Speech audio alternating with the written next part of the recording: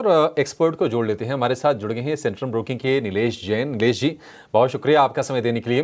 नीलेश जी, फटाफट अगर आपके पास कोई अपने शेयर हो जरा वो बता दीजिए, फिर हम अपने शेयर आपसे पूछेंगे। Very good afternoon Abhishek ji, good afternoon everyone. देखिए बिल्कुल मार्केट में मोमेंटम काफी अच्छा है और इस मोमेंटम में लॉन्ग साइड पर ही ट्रेड रडार पर आ रहे हैं। सबसे पहले सिंजीन इंटरनेशनल ये पर्टिकुलर काउंटर है जो एक कंसोलिडेशन के बाद ब्रेकआउट देता हुआ नजर आ रहा है। यहाँ पर फोकस करने की सलाह होगी, जिस हिसाब से शॉर्ट कवरिंग भी बनती हुई नजर आ रही है। तो एक फॉलोअप में ऊपरी स्तरों पर इस काउंटर को 670 से लेके 680 तक ले जा सकता है। करंट लेवल पर सिंजीन को लॉन्ग करके चल सकते हैं। 645 का स्टॉप लॉस रखना होगा एंड सिंजीन में लॉन्ग पोजीशन बनाने की सलाह होगी। इसके अलावा जो दूसरा स्टॉक रडार पर है वो है इंडिगो।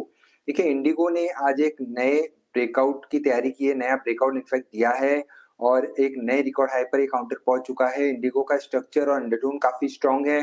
5800 और 5900 तक की अपसाइड यहाँ पर देखने को मिल सकती है। 5580 के स्टॉप लॉस से इंडिगो को भी लॉन्ग करके चल सकते हैं।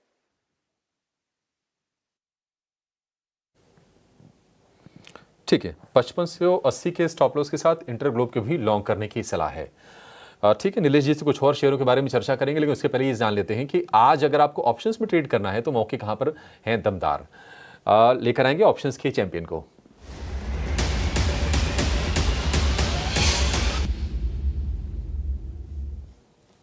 यस सिक्योरिटीज के लक्ष्मीकांत शुक्ला हमारे साथ जुड़ गए हैं। लक्ष्मीकांत जी, बहुत शुक्रिया आपका समय देने के लिए। बताइए कहां पर आपके हिसाब से मौके बढ़िया बन रहे हैं, पैसे कहां बनेंगे? Good afternoon Abhishek ji. तो आज ऑप्शन के चैंपियन में हम लोग टाटा पावर रिकमेंड करेंगे, क्योंकि यहाँ पर अच्छा एक बेस फॉर्मेशन के बाद एक बुलिश बेल्ट होल्ड कैंडलस्टिक का पैटर्न का फॉर्मेशन हुआ है। तो ओवरऑल जो स्ट्रक्चर है वो पॉजिटिव साइड का है और आज ही यहाँ पर हमें एक बुलिश क्रॉसओवर आरएसआई और मैकडी में देखने को मिला है। तो ओवरऑल सेंटीमेंट बुलिश नजर आ रहे हैं। ओवरऑल अगर हम दूसरे भी पावर सेक्टर के स्टॉक देखेंगे, जैसे एनटीपीसी हुआ, जी पावर हुआ, पावर ग्रिड हुआ, तो यहाँ पर हमें अच्छे खासे अपसाइड के मोमेंटम देखने को मिल रहे हैं। तो हमें टाटा पावर में 405 का कॉल ऑप्शन बाय करके चलना है। अराउंड द रुपीज ऑफ 9 से 10 रुपए के आसपास में मिल जाएगा। इसमें जो हमारे टारगेट आ रहे हैं वो आ रहे हैं 17 रुपीज के और हमें 6 रुपए का स्टॉप लॉस मेंटेन करके चलना है। तो जो ओवरऑल मैक्सिमम रिस्क बन रहा है इस स्टॉक में वो बन रहा है 4725 का, और अगर टारगेट अचीव होते हैं तो जो मैक्सिमम रिवॉर्ड है वो निकल कर आ रहा है 10,300 रुपीज का। तो टाटा पावर का 405 का कॉल ऑप्शन इस मंथ के कॉन्ट्रैक्ट में बाय करके चलिए। ठीक है लक्ष्मीकांत जी, बहुत शुक्रिया। टाटा पावर 405 पर ही फिलहाल 406 पर ट्रेड कर रहा है। 2% की तेजी है। 405 वाली कॉल खरीदनी है 9 से 10 रुपए के बीच में जून सीरीज में, और लक्ष्य 17 का, स्टॉप लॉस 6 रुपए का। रिस्क रिवॉर्ड रेशियो भी ठीक दिख रहा है। ये प्रति लॉट की कैलकुलेशंस आपके स्क्रीन पर है, लेकिन ध्यान रखिए स्टॉप लॉस जरूर लगाइए। जब भी एफएनओ में ट्रेड कीजिए स्टॉप लॉस लगाइए, अदरवाइज क्या होता है ना कि ऑप्शंस काफ़ी ज़्यादा वोलेटाइल होते हैं, बहुत तेज़ स्विंग करते हैं। तो टाइमली एंट्री, टाइमली एग्जिट भी ज़रूरी होता है, और स्टॉप लॉस तो बिल्कुल आप फॉलो करते रहिए। अदरवाइज होता ये है कि फिर 10 में से 9 लोगों को नुकसान होता है। ये सीबी के आंकड़े हैं, मार्केट रेगुलेटर के आंकड़े हैं, और आंकड़े इसलिए बताए जाते हैं ताकि आप लोग सतर्क रहें। इसमें रिस्क को एनालाइज करके ही आप ट्रेड कीजिए ऑप्शंस में जब भी आप एंट्री कर रहे हैं। तो ठीक है, ये स्ट्रेटजी आपके लिए। लेकिन आज हम देख रहे हैं कि एक कंपनी है सुब्रोस, जो कि ऑटोमोटिव कंपनीज के लिए एसी बनाने का काम ये करती है। उसमें तेजी दिख रही है, 4-6% के आसपास की तेजी आज के सत्र में है। थोड़ा सा नीचे आया होगा। आज इस पर हमारे रिसर्च हेड अभिषेक गावशिंदे ने डीप डाइव रिसर्च भी की थी सुब्रोस को लेकर, और एक ट्रिगर यह है कि सरकार ने सभी नए मीडियम और हेवी ट्रक के लिए 8 जून से एसी केबिन को अनिवार्य कर दिया है। तो हो सकता है कि जल्द ही आपको सड़कों पर ये एसी लगे ट्रक आपको दौड़ते दिखें। और क्या है अपडेट, जरा समझते हैं इस खबर को। हमारे सहयोगी समीर दीक्षित हमारे साथ जुड़ गए हैं। समीर, काफी पहले नितिन गडकरी ने इच्छा जताई थी कि ट्रकों में भी एसी वाले केबिन होने चाहिए, क्योंकि ड्राइवर थक जाते हैं, काफी लंबी दूरी तय करते हैं। बताइए अब क्या गाइडलाइन आ गई है सरकार की तरफ से? ऑटो सेक्टर और रोड सेफ्टी के नजरिए से अहम खबर। सरकार ने 8 जून 2025 से जो नए ट्रक बन रहे हैं, बाजार में आ रहे हैं, उसमें ड्राइवर केबिन में एसी किट को, ISO सर्टिफाइड किट को लगाना अनिवार्य कर दिया है। यानी कि अब जो बाजार में ट्रक आएंगे, विशेषकर N2 और N3 कैटेगरी के, उसमें जो ड्राइवर कंपार्टमेंट होगा वो एसी कंपार्टमेंट होगा। सरकार का मत यह है कि एसी अब एक सिर्फ कोई लग्जरी आइटम नहीं है, ये एक बेसिक नेसेसिटी है और ये ट्रक ड्राइवर्स को बेहतर वर्किंग एनवायरनमेंट मुहैया कराएगा, उनकी थकान को कम करेगा। विशेषकर जब वो लंबी दूरी का सफर तय करते हैं, ऐसे में एसी कंपार्टमेंट होने से उनकी थकान कम होगी और अल्टीमेटली ये रोड सेफ्टी को और इंप्रूव करेगा। जो रोड फैटेलिटीज होती है, सड़क पे जो हादसे होते हैं जिसमें ट्रक वगैरह शामिल होते हैं, उनकी संख्या को कम करने में मददगार साबित होगा। उस नजरिए से आप जो नए ट्रक बाजार में आएंगे उसमें एसी कंपार्टमेंट अनिवार्य होने जा रहा है। आपको बता दें कि साल 2023 में दिसंबर में सरकार ने नोटिफिकेशन जारी करके पहले 1 अक्टूबर 2025 ये तारीख तय करी थी, लेकिन उसके बाद अगला नोटिफिकेशन 18 दिसंबर को जो तय किया था उसमें ये कहा गया था कि सभी ट्रक मैन्युफैक्चरर्स को ये नया आदेश 18 महीने के भीतर पूरा करना होगा। और अब ये जो तारीख है जिसमें ये आदेश लागू होगा वो है 8 जून 2025।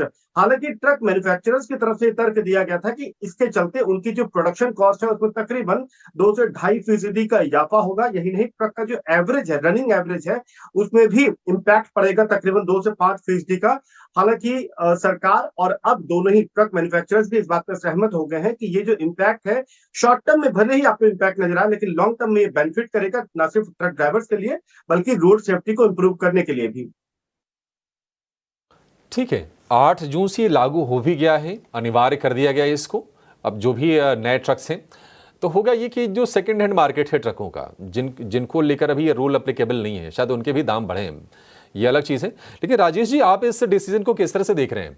देखिए, रोड सेफ्टी को लेकर और ड्राइवर्स के कंफर्ट को लेकर ये काफ़ी पुरानी इच्छा थी परिवहन मंत्री नितिन गडकरी की, अब वो हकीकत में तब्दील हो गई है। लेकिन ये है कि हाँ, जो कंपनीज़ हैं अब थोड़ा सा उनके लिए कॉस्ट बढ़ जाएगा, हालांकि वो ग्राहकों को सीधे सीधे पास ऑन करेंगी। लेकिन क्या आपको ये इसका इम्पैक्ट देख रहे हैं फाइनेंशियल्स पर कंपनीज के? पे अगर का बात की जाए, पहले तो बात करते हैं कि रोड सेफ्टी और रोड कंफर्ट की बात, ये बहुत दिनों से ये बात चल रही थी। अगर मुझे ठीक से ध्यान आता है तो करीब 6-8 महीने पहले भी एक न्यूज में मैंने देखा था कि गडकरी साहब ने ऐसा कुछ प्रस्ताव दिया है, और अब जबकि ये मंजूर हो गया और अनिवार्य हो गया है, तो मुझे लगता है कि बेनिफिट ही है, खास करके ट्रक ड्राइवर्स के लिए जो बहुत लंबी दूरी में ट्रैवल करते हैं, देश के एक कोने से लेकर दूसरे कोने तक, और कई तरह के मौसम का सामना करना पड़ता है। तो एक ह्यूमन ग्राउंड पे एक बहुत जरूरी चीज थी। और जैसा कि अभी आपके सहयोगी बता रहे थे कि अब ये लग्जरी नहीं है, एक नेसेसिटी हो गई है, तो मैं पूरी तरीके से सहमत हूँ। अब जहां तक कंपनियों की बात है, देखिए जो ट्रक मैन्युफैक्चरिंग कंपनी है उनके नंबर्स पे मुझे नहीं लगता कोई विशेष फर्क पड़ेगा, क्योंकि वे पास ऑन करने वाले हैं सीधे सीधे जो खरीदार है उनको। तो खरीदार के लिए थोड़ी सी खर्चे ज्यादा हो जाएंगे, फिर वो चाहे एक बार एक मुश्त खरीदने के समय थोड़ा सा कॉस्ट बढ़ जाएगा या रनिंग कॉस्ट भी बढ़ जाएगा, वो दूसरी बात है। बट अब जो कंपनियां एसी सप्लाई करती है ऑटो को, उसमें सुब्रोस का एक बड़ा नाम है, एक बड़ा मार्केट शेयर उनके पास है, और मुझे लगता है कि उनको ही पॉजिटिव इफेक्ट आने वाले दिनों में भी आने वाला है। और आज ही अगर आप देखो तो मेरे हिसाब से 4.5-5% की बढ़त हो गई है। तो मैं समझता हूँ यहाँ पर नई खरीदारी की अपॉर्चुनिटीज नहीं बन रही है, क्योंकि ऑलरेडी प्राइस में डिस्काउंट हो गया है बहुत। मैक्सिमम हम यहाँ से अपसाइड देख रहे हैं तो 820-825 तक देख रहे हैं। बट एक चीज है कि अगर ये गिरावट होती है बाजार के कारणों से, किसी और कारणों से 700 तक ये स्टॉक आता है, तो वहां पे खरीदारी की जा सकती है।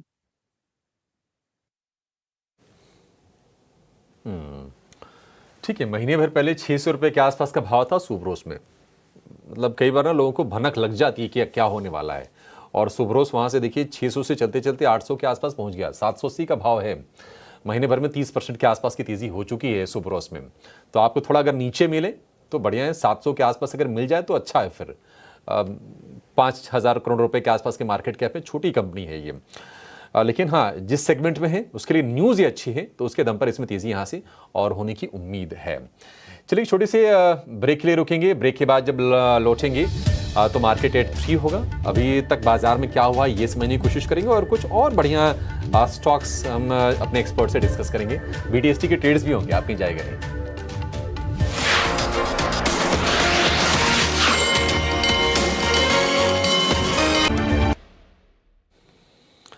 तो 3 बज गए हैं। मार्केट एट 3 में हम समझते हैं रोज की 3 बजे तक बाजार में क्या कुछ हुआ है। आज क्या हुआ ये बताने के लिए रोज की तरह हमारे सहयोगी आनंद शुक्ला हमारे साथ जुड़ गए हैं। आनंद, बताइए क्या हुआ आज। जी हाँ, जैसा कि हम देख रहे हैं कि निफ्टी में 90 से 100 अंकों की तेज़ी आज दिख रही है और जो सेक्टर सबसे बढ़िया कारोबार कर रहा है वो है पीएसयू का। पीएसयू बैंक शेयरों में अच्छी तेज़ी दिख रही है। बैंक ऑफ इंडिया की तरफ देखें तो 4% ऊपर कारोबार कर रहा है। साथ ही साथ बैंक ऑफ महाराष्ट्र 3% की तेज़ी दिख रही है। इंडियन बैंक में भी 2.5% की तेज़ी आज देखने को मिल रही है। इसके अलावा बात करें कि वॉल्यूम ज़्यादा कहाँ है, आज कैप्री ग्लोबल का शेयर शानदार तेज़ी दिख रही है। 17 से 18% ऊपर कारोबार कर रहा है शेयर और औसत से 19 गुना ज़्यादा वॉल्यूम देखने को मिल रहा है। इसके अलावा हैप्पीएस्ट माइंड्स की बात करें तो शेयर 5% ऊपर है और यहाँ भी वॉल्यूम से करीब 10 गुना ज़्यादा औसत से करीब 10 गुना ज़्यादा वॉल्यूम देखने को यहाँ भी मिल रहा है। एल&टी पर खबर है जहां पर कंपनी को 1000 से 2500 करोड़ की रेंज में ऑर्डर मिला है और ये जो ऑर्डर है वो हैवी सिविल इंफ्रा कारोबार के लिए कंपनी को मिला है। शेयर में पॉजिटिव एक्शन आज देखने को मिल रहा है। इसके अलावा कल्पतरू प्रोजेक्ट्स को भी ऑर्डर मिला है 3789 करोड़ का और ये जो ऑर्डर है वो पावर ट्रांसमिशन और डिस्ट्रीब्यूशन के लिए कंपनी को मिला है। इसी के चलते शेयर में 4% की तेज़ी देखने को मिल रही है। अंत में बात करें एमजीएल की तो एमजीएल पर एक्सिस कैपिटल की ब्रोकरेज रिपोर्ट आई है जहां पर एक्सिस कैपिटल ने खरीदारी की राय दी है और लक्ष्य बढ़ा दिया है। लक्ष्य 1580 से बढ़ाकर 1615 रुपए का दिया है। साथ ही साथ मैनेजमेंट ने आगे तेज ग्रोथ की उम्मीद जताई है। सीएनजी की डिमांड में भी बढ़ोतरी का अनुमान है मैनेजमेंट की तरफ से। इसी के चलते शेयर में 6% की आज तेजी हमें देखने को मिल रही है। तो 3 बजे के ये सारे अपडेट्स थे जिनकी वजह से इन सभी शेयरों में एक्शन आज देखने को मिल रहा है। बिल्कुल आनंद, शुक्रिया ये सारे स्टॉक्स हमें बताने के लिए। ऑर्डर विंस के दम पर कई सारे स्टॉक्स हैं जो कि फोकस रेडार में हैं इन दिनों। इनफैक्ट पिछले हफ्ते से लेकर अब तक एमओयूज का सिलसिला शिप बिल्डिंग स्पेस में देखने को मिला, जहां garden reach ship builder, Cochin shipyard, कई सारी शिप बिल्डिंग और डिफेंस वाली कंपनियों ने करार किए और ऑर्डर विंस के चलते देखिए एल&टी जैसी कंपनी, कल्पतरू प्रोजेक्ट्स जैसी कंपनी, ये सारे स्टॉक्स हैं जो कि फोकस रेडार पर हैं। एमजीएल पर जो रिपोर्ट की बात आनंद कर रहे थे और एनालिस्ट मीट के टेक अवेज की भी बात, महानगर गैस लिमिटेड के स्टॉक को देखेंगे, जबरदस्त तेजी आज के सत्र में करीब 6.25% के अप मूव के साथ 1411 के लेवल्स पर। नीलेश जी, गुड आफ्टरनून। ये stock at days high trade करता हुआ, एनालिस्ट मीट के टेक अवेज में भी इंटरेस्टिंग आउटकम्स आए थे। एक तो कंपनी के वॉल्यूम ग्रोथ मोमेंटम जो है वो कंटिन्यू रहेंगे, ऐसा कहना है मैनेजमेंट का। हेल्दी वॉल्यूम ग्रोथ है और एक्सपेंशन पर्टिकुलरली कंपनी करने के बारे में सोच रही है। फंडामेंटली कई सारे ट्रिगर पॉइंट्स थे जो कि फोकस में रहे और उसके बाद ब्रोकरेजेस की रिपोर्ट्स आना भी शुरू हुई। स्टॉक में आज ज़बरदस्त एक्शन है। एमजीएल के स्टॉक पर एक राय दीजिएगा और एमजीएल के साथ साथ एक बार आईजीएल को भी देखना चाहिए। ओके, आईजीएल में करीब 2% की तेज़ी है लेकिन out performance Mahanagar gas limited में। Very good afternoon to you Mansi ji. बिल्कुल ठीक आपने, देखिए आईजीएल एमजीएल दोनों में ही एक्शन है। इनफैक्ट एमजीएल में एक बड़ा स्पर्ट हम देख रहे हैं और इस स्पर्ट के बाद काउंटर अपने रेजिस्टेंस जोन के आसपास पहुंच चुका है। 1430 के आसपास इसका एक इंपॉर्टेंट लेवल है जो ब्रेक करना बहुत जरूरी है। अगर वो ब्रेक हो जाता है तो एक शॉर्ट टर्म बॉटम के इंडिकेशन मिलेंगे, बट फिलहाल इन लेवलों पर कोई फ्रेश खरीदारी की सलाह नहीं होगी। बेहतर होगा कि इन लेवलों पर अवॉइड करें। जिनके पास लॉन्ग पोजीशन है उन्हें बने रहने की सलाह होगी। 1370 का एक ट्रेलिंग स्टॉप लॉस लगाएं और अगर 1430 ब्रेक हो जाता है तो नेक्स्ट टारगेट यहाँ पर 1450 और 1500 तक के देखने को मिल सकते हैं। वहीं आईजीएल देखिए यहाँ पर करंट लेवल पर लॉन्ग पोजीशन बनाई जा सकती है। काउंटर में ग्रेजुअल अप हमें देखने को मिल रहा है और 225 तक की अपसाइड हमें शॉर्ट टर्म के लिहाज से यहाँ देखने को मिल सकती है। तो 208 209 के आसपास जो इंपॉर्टेंट सपोर्ट है वहां पे स्टॉप लॉस रखना होगा और आईजीएल में करंट लेवल पर भी लॉन्ग पोजीशन बना के चल सकते हैं। सिटी गैस डिस्ट्रीब्यूशन कंपनियां फोकस रेडार पर, एमजीएल आईजीएल फोकस रेडार पर और इन स्टॉक्स में करंट लेवल्स पर अगर पोजीशन है उसे इंटैक्ट रखने की राय बनती हुई। आगे बढ़ते हैं और एक इंटरेस्टिंग रिसर्च अब आपको बताते हैं। बजाज फाइनेंस के चार्ट्स को देखिए, 3% की तेज़ी यहाँ पर नज़र आ रही है। इस वक्त 9608 के लेवल्स पर स्टॉक ट्रेड करता हुआ। दरअसल बजाज फाइनेंस के स्टॉक स्प्लिट यानी कि शेयर विभाजन और साथ ही बोनस शेयर की रिकॉर्ड डेट आ चुकी है। अब अगर आपके पास बजाज फाइनेंस के शेयर्स हैं तो उससे इस पर ये जो न्यूज़ आई है स्टॉक स्प्लिट और शेयर जो विभाजन की खबर आई है कितना असर पड़ता हुआ दिखेगा, आपको कितने शेयरों का फ़ायदा होगा, ये सारी के सारी डिटेल्स शरद हमें समझा रहे हैं। शरद, 100 शेयर्स अगर किसी के पास हैं तो कितना फ़ायदा होगा, इस तरह की कैलकुलेशन कर आप बताइए। बजाज फाइनेंस आज स्टॉक में तो करीब 3% की तेज़ी है और रिकॉर्ड डेट भी आती हुई।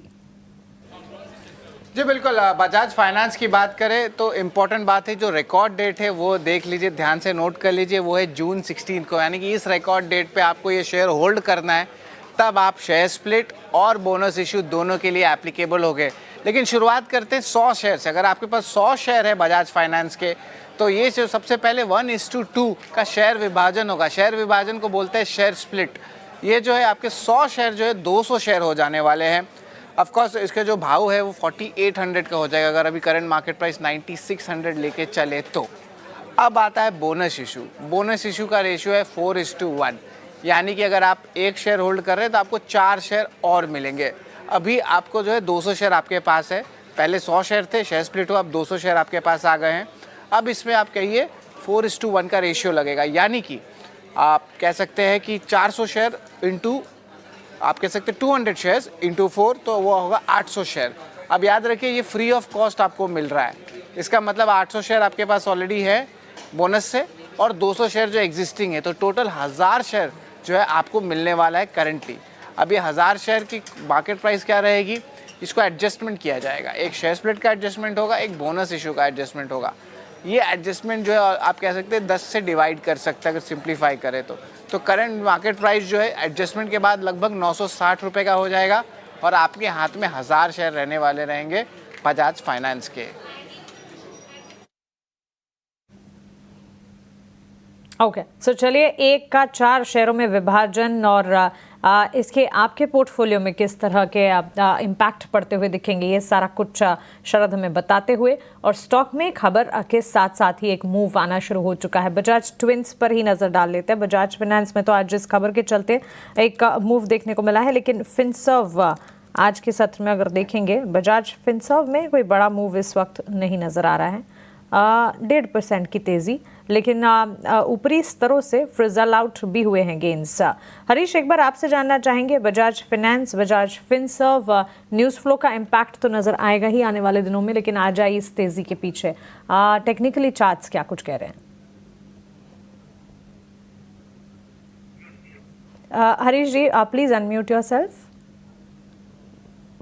सॉरी, मानसी जी, अगर वो जो भी न्यूज आया हुआ है उसके क्लियरली इंडिकेट कर रहा है चार्ट स्ट्रक्चर में, अगर देखा जाए तो आज का वॉल्यूम्स ग्रोथ भी एक शानदार वॉल्यूम ग्रोथ के साथ प्राइस का मूव अप ट्रेंड हो चुका है। ऑलमोस्ट 3% का गेंस दिखा रहा है स्टॉक प्राइस। तो मुझे लग रहा है कि ये जो प्रीवियस ऑल टाइम हाई था वो क्रॉस कर चुका है स्टॉक प्राइस। तो ये लग रहा है कि फिर से फ्रेश तेजी की रुझान दिख रहा है स्टॉक प्राइस में। मुझे लग रहा है कि शॉर्ट टर्म में 10,500 का लेवल ऊपर लेवल पे दिख रहा है इमीडिएट बेस में, लेकिन ओवरऑल चार्ट स्ट्रक्चर एक बुलिश स्टैंस दिखा रहा है। मुझे लग रहा है कि किसी के पास अगर होल्ड है तो बिल्कुल होल्ड करना चाहिए और हर डिप्स में बाइंग करना चाहिए स्टॉक को। और लॉन्ग टर्म सिनेरियो बिल्कुल एक फ्रेश बाइंग, क्योंकि अगर देखा जाए तो पिछले कुछ साल के बाद कंसोलिडेशन के बाद ही इसी साल में स्टॉक प्राइस जो है एक ब्रेकआउट दिया हुआ है। मुझे इसके लग रहा है कि स्टॉक प्राइस में एक बड़ा सा ब्रेकआउट है और ओवरऑल ट्रेंड एक पॉजिटिव ट्रेंड में है। तो मुझे लग रहा है कि शॉर्ट टर्म में तो 10,500 का इमीडिएट लग रहा है, लेकिन ओवरऑल सा मुझे लग रहा है कि एक बड़ा सा तेजी देखने मिल सकता है आगे जाके। तो किसी को अगर बाइंग करना है तो बिल्कुल बाइंग भी कर सकते हैं, नहीं तो अक्यूमुलेट करना चाहिए हर डिप्स में। अगर होल्ड बाइंग है तो होल्ड रखना चाहिए लॉन्ग टर्म सिनेरियो के हिसाब से। बजाज ट्विंस पर ये किराए इस वक्त आपको मिलती हुई। फिलहाल ऑन दिस नोट एक छोटे से ब्रेक के लिए हम रुक रहे हैं, लेकिन ब्रेक में जाने से पहले एक खबर आपके लिए। दुनिया का सबसे बड़ा कंटेनर जहाज MSC इरना केरल के विंझिनम इंटरनेशनल सी पोर्ट पर पहुंचा है। ये किसी भी दक्षिण एशियाई पोर्ट पर इस जहाज़ की पहली यात्रा है। अदानी पोर्ट ने बताया कि MSC इरना आज सुबह विंझिनम पोर्ट पर पहुंचा और कल तक वहां रहेगा। MSC इरना को मार्च 2023 में लॉन्च किया गया था और इसने अप्रैल 2023 में अपनी पहली यात्रा शुरू की थी। MSC इरना की लंबाई 399 मीटर और चौड़ाई 61 मीटर है। जहाज़ को 20 फुट इक्विवेलेंट यूनिट के हिसाब से दुनिया का सबसे बड़ा कंटेनर शिप माना जाता है। इसकी TEU क्षमता 24,346 की है।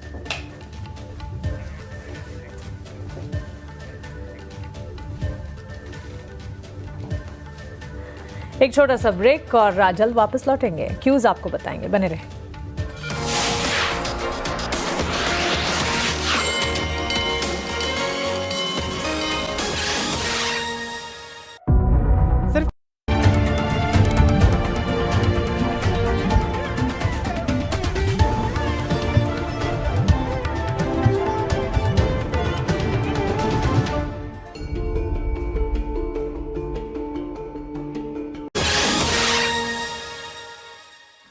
जी बिल्कुल, क्लोजिंग कॉल में आपका स्वागत है वापस से। इंडिया विक्स देखिए, ये नंबर है 15 के नीचे आ चुका है। Maximum pain of course 25,000 levels पे देखने मिल रहा है, और इस स्ट्राइक पर जो है सबसे ज़्यादा कॉन्ट्रैक्ट्स की एक्सपायरी होगी बिना किसी रिजल्ट के। पीसीआई पुट कॉल रेशियो की भी अगर थोड़ा बात कर लेते तो ऑलमोस्ट 0.9 टाइम्स पे है। निफ्टी एक्टिव कॉल्स और पुट लेवल्स लेके आते एक बार डायरेक्टर साहब स्क्रीन पे, कौन से दो लेवल्स है जिस पे हमारी नज़र होनी चाहिए? 25,100, 25,200, इनके जो है इंपॉर्टेंट कॉल राइटिंग यहाँ पे सबसे ज़्यादा देखने मिल रहा है एक्टिव कॉल का। डायरेक्टर साहब 25,200 दिखाइए, 25,100 और 25,200, यहाँ पे देखें कि ओपन इंटरेस्ट की मूवमेंट्स कैसे देखने मिल रहे हैं। तो ये निफ्टी के जो है आंकड़े हैं।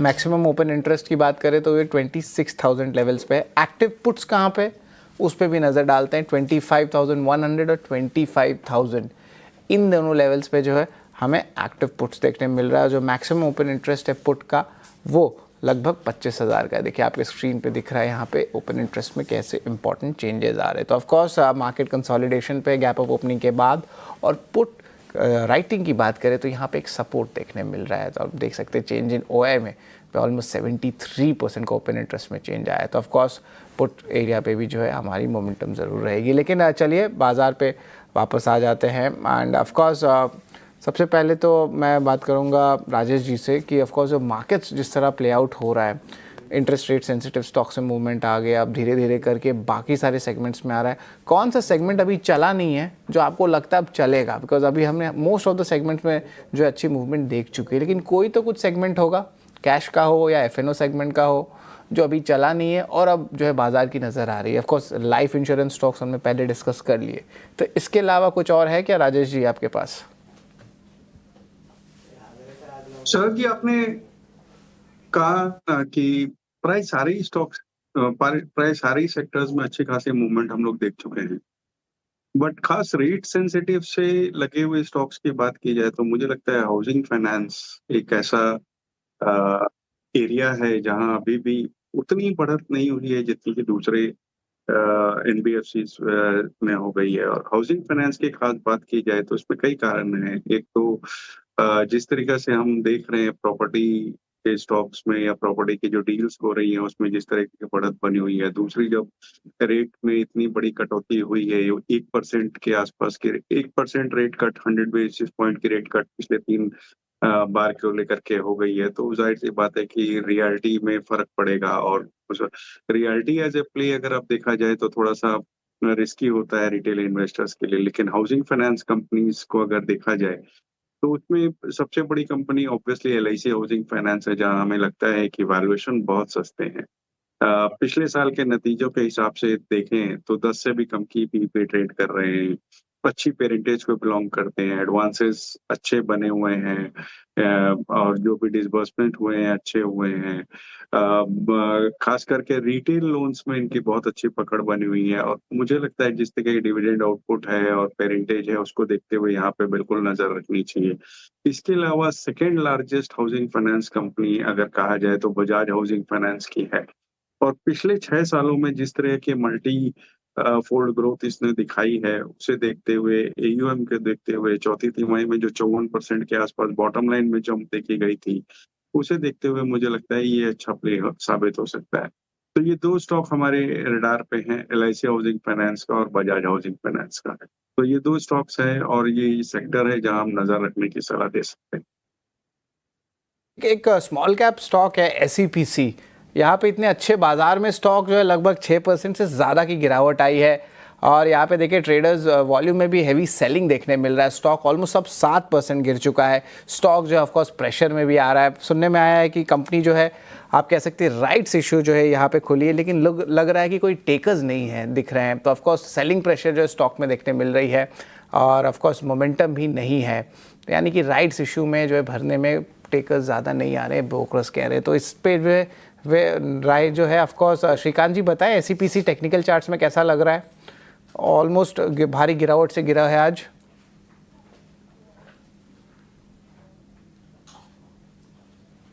हाँ श्रीकांत जी। बिल्कुल, तो एसईपीसी में भी अगर आप अगर इसके टेक्निकल पैटर्न को देखें तो वैसे मल्टीपल टाइम्स ये 15.5 से लेकर 16 रुपए के करीब हमने अटकते हुए देखा है और उसके बाद का ये फॉल है। But at the same time higher जो लोअर लेवल्स है इसके 11-12 के करीब इसमें बढ़िया सपोर्ट भी है। तो हमें यही लग रहा है कि जब तक ये स्टॉक अपने 12 के लेवल्स को नहीं तोड़ता है तब तक वो एक सेफ जोन में तो है, लेकिन अगर 12 के लेवल्स को भी अगर ये तोड़ देता है तो फिर हमें लगता है कि इसमें वीकनेस और भी बढ़ते हुए नजर आएगी। तो करंट लेवल से तो मैं ये कहूंगा कि थोड़ा इससे दूर रहे, क्योंकि इसमें जब मार्केट काफी स्ट्रांग है तो ये पिछले 3-4 दिनों से इनफैक्ट गिरते जा रहा है, तो रिलेटिवली अंडर परफॉर्म कर रहा है। और जब रिलेटिवली अंडर परफॉर्म करता है तो ऐसे स्टॉक्स में से हमेशा हमने देखा है कि कुछ पैसे जो होते हैं या तो कुछ आउटफ्लो बनते रहता है, इसी वजह से ये स्टॉक में प्रेशर है। तो करंट लेवल से बिल्कुल इसे अवॉइड करें। अगर आपके पास कोई पोजीशन हो तो 12 रुपए का स्टॉप लॉस रखें। तो चलिए, ये एक राय इस वक्त आपको मिलती हुई, स्टॉक पर नज़र रखें, अवॉइड कैटेगरी, और अगर पोजीशन है स्टॉप लॉस 12 का लगाना चाहिए। लेकिन इंपॉर्टेंट इवेंट्स कल के लिए, क्यूज टू वॉच, जो बड़े इवेंट्स और जो इम्पॉर्टेंट हैं आपके लिए जानना, आइए एक एक कर आपको बता देते हैं। इंडिया स्पेसिफिक कल एम्फी का डेटा जारी होने वाला है, तो इस पर नज़र रखिएगा। म्यूचुअल फंड से जुड़े हुए डेटा, इंश्योरेंस से जुड़े डेटा आए और वो हमने आपके सामने रखे, और उसके साथ साथ आपको उस पर एक राय भी दिलवाई। इसी तरह से एम्फी के डेटा पर कल नज़र रहेगी। इसके अलावा यूके ग्लोबल फ्रंट पर कुछ डेटा पॉइंट्स आने वाले हैं। जॉबलेस क्लेम यानी बेरोजगारी भत्ता, कल यूके के जॉबलेस क्लेम्स के आंकड़े आएंगे। वहीं अनएम्प्लॉयमेंट डेटा भी यूके की तरफ से आता हुआ दिखेगा। सो ग्लोबल फ्रंट पर ये 2 इवेंट्स है जिस पर नज़र रखनी चाहिए। कॉर्पोरेट्स में सीएट की फंड जुटाने को लेकर एक बैठक होने जा रही है, तो सीएट पर भी नज़र रखें। फंड रेजिंग को लेकर कुछ खबर निकल कर आ सकती हैं। और इसके अलावा वित्त मंत्री निर्मला सीतारमन FSDC यानी कि financial stability and development council की बैठक की अध्यक्षता करने वाली हैं। एंड नासा और इसरो मिलकर एक्सियोम मिशन 4, ये एक private planned space flight mission है जिसे लॉन्च करने की बातचीत चल रही है, और इसी की लॉन्चिंग कल होने वाली है। तो ये सारे के सारे इंपॉर्टेंट इवेंट्स जिस पर आपको नज़र रखनी चाहिए कल के लिए। लेकिन चलिए अब आगे बढ़ेंगे और BTST STBT ट्रेड्स में से अगर कुछ हमारे एक्सपर्ट्स के पास है तो उनसे जान लेते हैं। नीलेश जी, शुरुआत आपसे करेंगे। मार्केट में हम देख रहे हैं 25,100 के पार इस वक्त ट्रेड, अच्छी खासी मजबूती है निफ्टी में, बैंक निफ्टी भी तेज़ है। कोई BTST ट्रेड्स आपकी तरफ से? जी देखिए, खरीदारी पर ही फोकस है। सबसे पहले तो खरीदने की सलाह होगी एक्साइड इंडस्ट्रीज में। एक्साइड का पैटर्न काफी अच्छा है।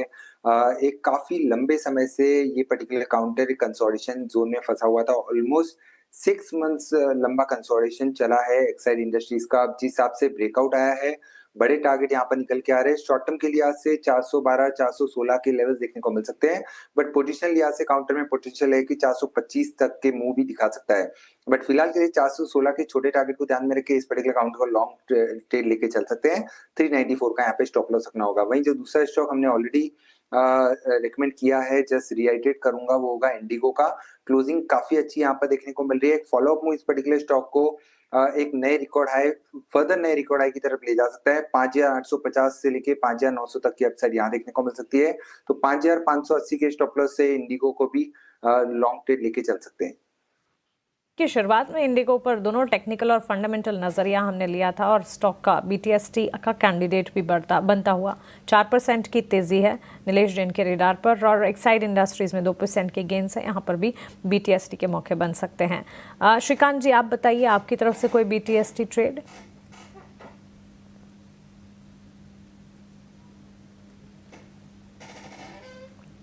Shrikant ji, please unmute yourself. Jio finance वैसे हमें अच्छा लग रहा है। जियो फाइनेंस अभी 304-305 के ऊपर ट्रेड कर रहा है ये स्टॉक, और 300 रुपए के लेवल्स को क्रॉस करना इसके लिए काफी मुश्किल हो रहा था, लेकिन 6-7 दिनों के कंसोलिडेशन के बाद आज फाइनली ये स्टॉक ने अपने हाई को क्रॉस किया है। ओवरऑल अगर इसके एक बड़े स्केल पे अगर इसे देखा जाए तो मुझे लगता है कि ये स्टॉक ग्रेजुअली 340-345 तक के भी लेवल्स दिखा सकता है, लेकिन with a very short term view BTST के बेसिस पे 305 में इसे लॉन्ग करें, स्टॉप लॉस रखे एट 300 रुपीज। टारगेट्स नजर आते हैं 315 रुपए के। वाला है क्विकली हरीश जी और राजेश जी से भी जान लेते हैं। हरीश जी, कोई ट्रेड्स आपकी तरफ से?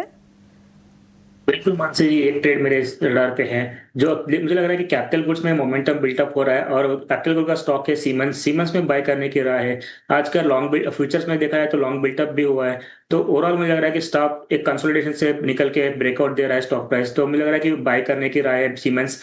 टारगेट्स बनेंगे 3600 का, और स्टॉप लॉस मेंटेन करना चाहिए 3280। क्लोजिंग से ठीक पहले कहां पर है आपकी नजर?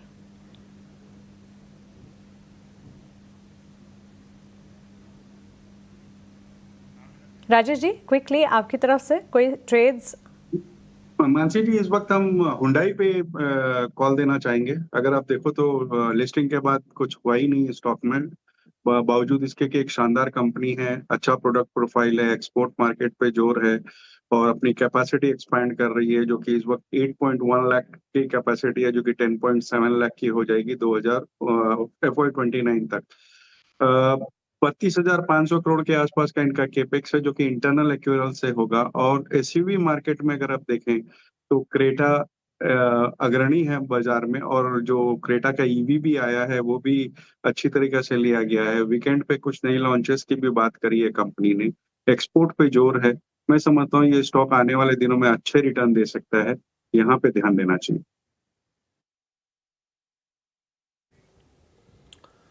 ठीक है, इन स्टॉक्स पर आप ध्यान देके चलिए। Hyundai करीब 5% ऊपर कारोबार कर रहा है, 1950 रुपये के आसपास के भाव हैं। श्रीकांत जी, एक राय दीजिए जरा, टाटा केमिकल में BTST करके जाएं क्या?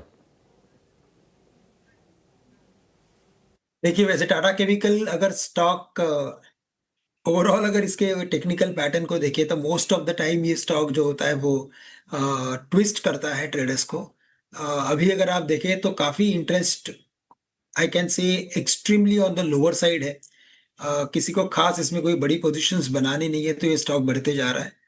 मुझे लगता है कि यस, इसमें थोड़ी सी और रैली हो सकती है, लेकिन 980-85 में एक बड़ा रेजिस्टेंस भी है। तो BTST के बेसिस पे तो मैं कहूँगा इसे अवॉइड करें। अगर कुछ करेक्शन आता है तो इसमें कुछ पोजिशनल ट्रेड बनाए जा सकते हैं, लेकिन फॉर BTST बाइंग मुझे लगता है कि थोड़ा रिस्की हो सकता है ये। ठीक है, अवॉइड कर दीजिए। ठीक है, 1.5 मिनट का समय बचा है, अब कोई ट्रेड नहीं जानेंगे। अब बढ़ते हैं जरा क्लोजिंग की तरफ। और आज हमने देखा कि इंडिया विक्स जो 15 के नीचे आया ना, मार्केट को थोड़ा सा डल करने का काम किया है। मतलब एक फोर्स लेके आया था निफ्टी शुक्रवार को, और आज हमने देखा कि करीब करीब आप देखेंगे कि 85-90 अंकों की रेंज में फंसा हुआ रह गया। शो की हमने शुरुआत की थी जब 1.5 घंटे पहले, तो भी 100 अंक ऊपर था, अभी भी 100 अंक ऊपर। निफ्टी बैंक की बात करें तो 250 अंकों के आसपास की तेजी पर आज क्लोजिंग होने जा रही है। आज नया हाई बना है इंट्राडे में, 57,000 के ऊपर निकला निफ्टी बैंक, लेकिन उस तरह से थोड़ी सी प्रॉफिट टेकिंग आई है। आज अगर हम गेनर्स की बात करें निफ्टी के, तो जियो फाइनेंशियल करीब 4% के आसपास की तेजी रही, 300 रुपये के ऊपर जाकर भी शेयर कारोबार कर रहा है। कोटक बैंक, बजाज फाइनेंस में 2.5% से 3% के आसपास की तेजी रही, ये टॉप गेनर रहे। एक्सिस बैंक में भी तेजी रही, और बजाज फाइनेंस, बजाज फिनसर्व के शेयर में भी आज के सत्र में हमने बढ़िया तेजी पर कारोबार होते हुए देखा। लेकिन महानगर गैस को लेकर कुछ अच्छी रिपोर्ट्स आई थी, उनका सहारा मिला है, करीब 6-7% ऊपर ये शेयर बंद हुआ है। MCX पर इलेक्ट्रिसिटी डेरिवेटिव को शुरू करने की मंजूरी मिली है। हमने MCX में करीब 7% के आसपास की तेज़ी देखी है, और इसके अलावा बंधन बैंक का शेयर भी करीब 7% ऊपर बंद हुआ है। तो ये कुछ रहे आज के टॉप गेनर्स, जिनमें 6 से 7% के आसपास की तेज़ी रही। इंटर ग्लोबल एविएशन आज नई ऊंचाई पर पहुंचा है, जिस तरह से हम देख रहे हैं कि क्रूड एक रेंज में है, और यहाँ पर 4% के आसपास की बढ़िया मूव्स आज के सत्र में हमने देखे हैं। गिरने वाले शेयरों की बात करें तो इटर्नल और ICICI बैंक करीब 0.25% के आसपास की नरमी रही। ICICI बैंक में एक फ्रॉड की खबर भी आई, तो थोड़ी सी सेंटिमेंटली स्टॉक को डैमेज करने का उसने काम किया है। इटर्नल में थोड़ी सी प्रॉफिट टेकिंग आई है ऊपरी स्तरों पर, और कंजम्पशन वाले कुछ शेयर जो आज गिरे हैं, M&M और टाइटन में करीब 0.25% के आसपास की नरमी है। बट ओवरऑल बाजार का जो मोमेंटम है वो इंटैक्ट है, उसमें कोई डेंट नहीं लगा है। उम्मीद करके ये चलेंगे कि आज के जो आंकड़े आएंगे शाम को FIIs के, आपको बाइंग के फिगर दिख सकते हैं। तो निफ्टी एग्जैक्टली 100 पॉइंट ऊपर आपको दिखेगा आज की सत्र की समाप्ति होते हुए, 0.5% के आसपास की तेजी। और निफ्टी बैंक की बात करें तो 270 अंकों की मजबूती पर निफ्टी बैंक ने क्लोजिंग दी है। एडवांस डिक्लाइन रेशियो आज के सत्र में बढ़िया रहा, 1960 शेयर मजबूत रहे, और उसके मुकाबले करीब 800 शेयर आज गिरावट के साथ बंद हुए हैं, लेकिन अगर आप मिड कैप को स्मॉल कैप को देखेंगे तो वहां पर मोमेंटम आपको बेहतर दिखेगा।